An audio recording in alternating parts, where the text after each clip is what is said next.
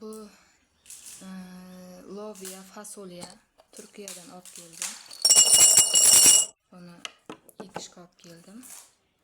Hozir buni boshqa bankaga solib qo'yaman.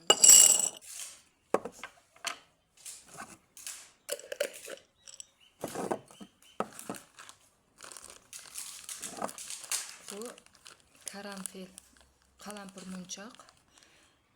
Buni ikkita dona solib, choynakka solib damlab ichsa, yurakka yaxshi deydi. Yurak nimasiga, og'riqqa yaxshi deydi.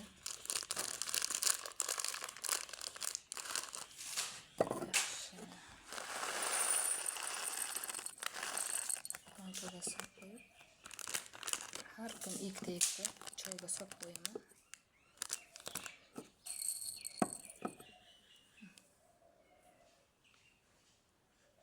Shundan 2 dona.